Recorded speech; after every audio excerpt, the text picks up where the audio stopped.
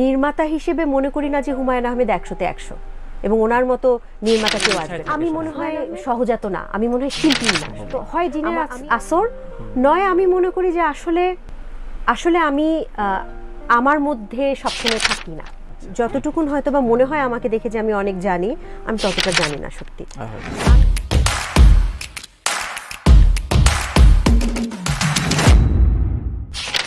আর্থিক সমৃদ্ধশালী আমি না, আমার বাবা আর্থিকভাবে সমৃদ্ধশালী এবং ওনার অনেক টাকা, যাই হোক সেটা ডিফারেন্ট ইস্যু।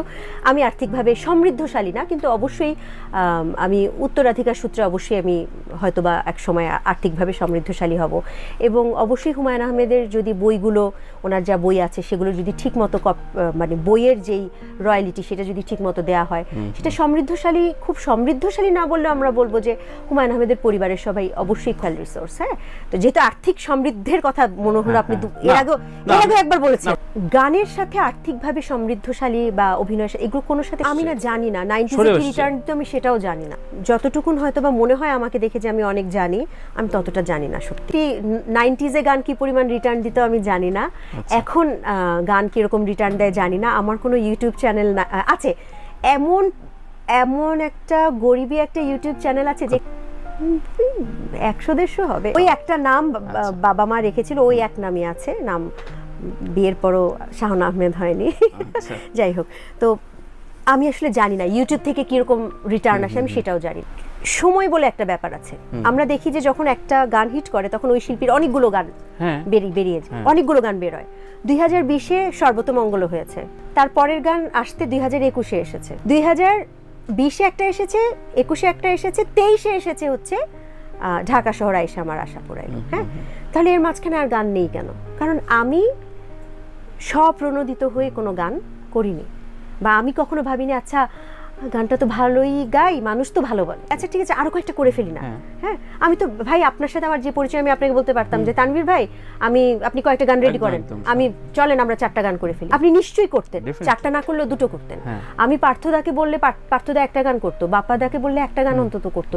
এরকম বাংলাদেশের মিডিয়ার এটা বললে 10টা গান 12টা গান করে ফেলা কোনো ব্যাপার না। মনে হয় সহজাত না, আমি মনে হয় শিল্পীই না আসলে। আমি অনেক বেশি কি, এটা আমি নিজে আবার আপনাকে বলতে গিয়ে নিজেই কনফিউজড হয়ে গেলাম। দেখেন, আমি আমার একটি দিনের কথা বলি। আজকে আপনাকে আমি শুরুতে বলছিলাম যে আজকে সকাল 10টা থেকে এখানে আসার আধা ঘন্টা আগ পর্যন্ত আমি একের পর এক আমি মিটিং করেছি, সব আমার কিন্তু অফিসিয়াল মিটিং, কোনোভাবে গান নাটক এগুলোর সাথে, এটা আমার স্থাপত্য জীবন বা আমার বাবার ব্যবসায় আমি যে দায়িত্বটা পালন করি সেই জীবনটা নিয়ে। গতকালও তাই ছিল। আবার আমার জীবনে এমন দিন অনেক আসে, এই জুলাই মাসেই বেশ কয়েকটা দিন এরকম ছিল যে আমি সকালবেলা ঘুম থেকে উঠে আমি চা খেয়ে আমি এমনি বসে টিভি ছেড়েছি, একটা সিরিজ দেখবো বলে। সিরিজটা চলছে, আমি হঠাৎ দেখলাম বিকাল হয়ে গেছে এবং আমি সিরিজ দেখিনি। আমি কি নিয়ে চিন্তা করেছি আমি জানি না, আমি সিরিজটা দেখিনি আসলে, কিন্তু আমি তাকিয়েছিলাম টিভি। হয় জিনের আসর নয়, আমি মনে করি যে আসলে আমি আমার মধ্যে সবসময় থাকি না, কিছু ভাবতে থাকি। তো এটা আসলে ইন্টারভিউতে বলে আসলে বোঝানো যাবে না। হ্যাঁ, প্রতিটা মানুষেরই অনেকগুলো ফেস থাকে। হ্যাঁ, তো আর গান নিয়ে আমরা ইন্টারভিউ দেই, অভিনয় নিয়ে দেই, কপিরাইট মামলা অনেক কিছু নিয়ে দেই। একটা বিষয় নিয়ে আসলে ইন্টারভিউতে আমাকে মানুষ জিজ্ঞেস করে কম, আমার বলা হয়ও কম, সেটা হচ্ছে আমি একটি পরিবারের একমাত্র প্রধান ব্যক্তি, যে পরিবারে কিশোর বয়সের 2টি বাচ্চা আছে। এইটা একটা অনেক বড় দায়িত্ব। আমি চাই না যে কেউ আমাকে মায়া ভাড়া আহু করুক। আমি করুণা জিনিসটা আমি সারা জীবন অপছন্দ করেছি, পিটি আমি অপছন্দ করেছি। হ্যাঁ, আমাকে সবাই কেপেবল ভাবে, আমাকে সবাই স্ট্রং ওমেন, এই কথাটা যে কি কষ্টকর আপনি জানেন। স্ট্রং ওমেন, হ্যাঁ অবশ্যই আমি স্ট্রং ওমেন। এই স্ট্রং ওমেন হতে হয় কি, মানুষ বলতে আমি আমার কথাই বলছি, আমার যখন আমার ইচ্ছা হয় আমি ভেঙে পড়ি, আমার ইচ্ছা হয় যে আমি পারছি না, আমি আর টানতে পারছি না, আমি আর সামনে এগোতে পারছি না, আমার বিশ্রাম দরকার, আমার 7 দিনের বিশ্রাম দরকার। আমি 7 দিন বিশ্রাম নিলে আমার বাচ্চার স্কুলও হবে না।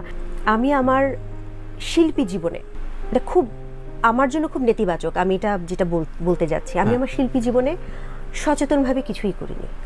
আমার শুরুটা তো আসলে শিশু শিল্পী হিসেবে। তো শিশু শিল্পী হিসেবে যখন আমি কাজ শুরু করেছি তখন আসলে পুরো দায়ভারটা ছিল আমার মায়ের।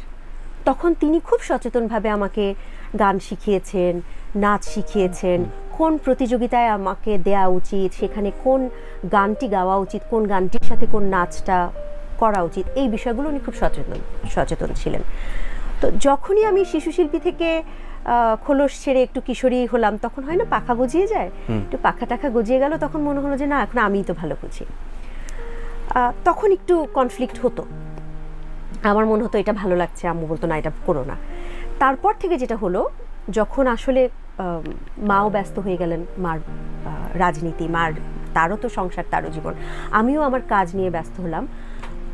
ওই সময়টার পরে আমি বলবো যে আসলে শ্রাবণ মেঘের দিনের পর থেকে আমি যা করেছি আসলে সব তাৎক্ষণিক আমার মানে সিদ্ধান্ত। আমার কাছে যেই কাজগুলো দিয়ে মানুষ আমাকে চেনে, আমি যে ভেবেছি যে আগে অনেক ভেবেছি যে না এরকম একটা কাজ, অনেক প্রিপারেশন নিয়েছি, আমি খুব সৌভাগ্যবান যে আমি খুব চমৎকার কিছু চরিত্র পেয়েছি অভিনয় করবার জন্য। কিন্তু দুর্ভাগ্য যদি বলি, সেই চরিত্রগুলো চমৎকার, সেটার আগে যে আমরা অনেক বসে যে এরকম একটা কাজ আমরা করতে যাচ্ছি, এই ধরনের চরিত্র, সেটা নিয়ে অনেকক্ষণ কাজ করব, এখন যেভাবে প্রিপারেশন টাইমটা অভিনেতারা পান বা নেন, সেরকম সৌভাগ্য আমার হয়নি। আমার ম্যাক্সিমাম কাজ তো আসলে হুমায়ুন, ওনার কাজগুলো হচ্ছে একদম এরকম যে আমরা এরকম একটা কাজ করব, আমরা পরশু থেকে শুটিং শুরু। আর অভিনয় বলেন এবং গানের যেই ব্যাপারটা, যে গত 2-3 বছর বা গত কয়েক বছর ধরে গানের দিকে একটু মনে হচ্ছে মনোযোগটা বেশি, ওটা আমি কখনো বলিনি। সত্যি কথা বলি, আমি কখনো মনেও করি না যে হুমায়ুন আহমেদের মতো নির্মাতা আর কখনো আসবে না। নির্মাতা হিসেবে মনে করি না যে হুমায়ুন আহমেদ 100-তে 100, এবং ওনার মতো নির্মাতা কেউ আসবেন না।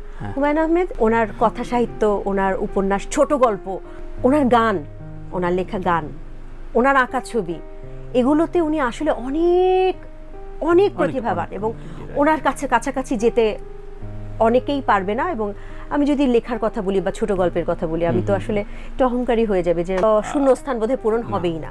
নির্মাণের জায়গাটা উনি নিজেই মানতেন যে উনি খুব একটা মানে ভালো নির্মাতা নন, উনি বলতেন, এবং আমিও তাই মনে করি। তো এখনকার কথা যদি বলি, অনেক ভালো নির্মাতা, মানে আমি একটা সময় মাঝখানে ছিল যে সময়টা আসলে আমি অভিনয় করতে চাইনি। তখন আমার কাছে যে ধরনের স্ক্রিপ্ট আসতো, আমি একটু হয়তো পড়ে দেখতাম, তো আমার মনটা লাগেনি সেই স্ক্রিপ্টটাতে কাজ করবার, আমার আগ্রহ হয়নি। যখন থেকে আগ্রহ হওয়াটা শুরু হলো, এই যখনটা কিন্তু আমি একদম মানে সময় ধরে বলতে পারবো, সেটা হচ্ছে 2018-র পর থেকে, 19, 20, 21, 22, এই সময় থেকে আমি দেখলাম যে এই জায়গাটাতে, এই ক্ষেত্রটাতে, শিল্পের এই ক্ষেত্রটাতে চমৎকার কিছু কাজ হচ্ছে, হ্যাঁ। এবং মানে খুব অল্প বয়সী কিছু নির্মাতা, তরুণ কিছু নির্মাতা, খুব প্রতিভাবান, মানে মনে হচ্ছে যে একদম হঠাৎ করে প্রজাপতির মতো ডানা মেলে উড়ে বেরিয়ে গেল। ওই সময়টাতে আমার মনে হলো যে না, এখন তো আমার মনে হয় যে ইচ্ছা হচ্ছে কাজ করতে। তো আমি আসলে তাদের উপর আস্থা রাখতে পারছি না এমন না, আমি আমার আগ্রহটা আমি প্রকাশ করেছি। আমি বললাম না, আমি আমার কোনো কাজ নিয়ে কখনো ভাবিনি, আমার জানা ছিল না বা আমার এখনো জানা নেই। আপনি বলার পর আমি একটু যদি বলি যে অবশ্যই প্রথম শুনলাম, একটু অবাকও হলাম, কারণ একটি মানুষের অনেকগুলো সত্তা থাকে, হ্যাঁ। শিল্পী সত্তাটা যেমন থাকে, তার পারিবারিক সত্তা থাকে। আমি বাই ডিফল্ট আমি হুমায়ুন আহমেদের পরিবারের একজন, তো সেই জায়গা থেকে আমি অবশ্যই কপিরাইট ইস্যুগুলোতে যদি কথা বলতে হয় আমি অবশ্যই বলবো। যেহেতু আমি সবসময় আমি আমার কাছে যেটা সত্য মনে হয়েছে, ন্যায় মনে হয়েছে, আমি সেটা বলতে কখনো পিছপা হইনি। তো সেই জায়গা থেকে তো কথা বলবো। কিন্তু কপিরাইট ইস্যু আর আমার অভিনয় শিল্পী সত্তা, এই দুটোকে যদি কেউ মেলায়, তাহলে এটা আসলে খুব দুর্ভাগ্যজনক।